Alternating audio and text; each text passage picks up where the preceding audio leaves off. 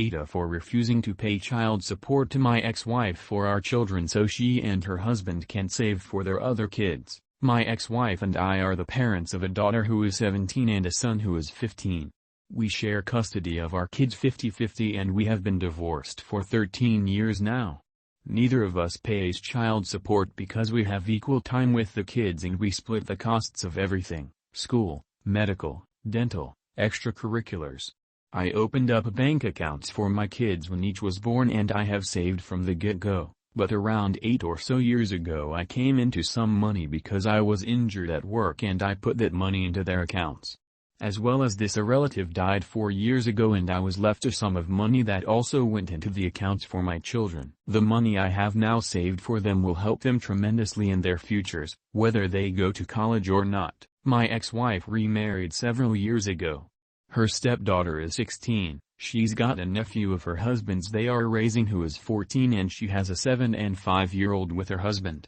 Ex-wife wanted to talk to me about college for our kids and she told me that she and her husband had told all their kids that community college would be the most affordable option for them and that they would get as much help as possible, but a more expensive school would be tough on them. I told her that our kids would have that option if they wanted it because I have saved a more than healthy amount for them.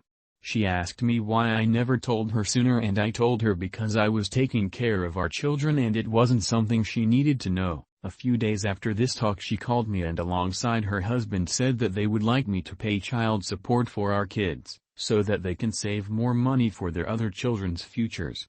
I told her I was not going to pay her child support just so she could support the other children in her home.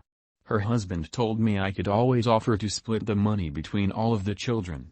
I told him I was not paying for his kids to go to college.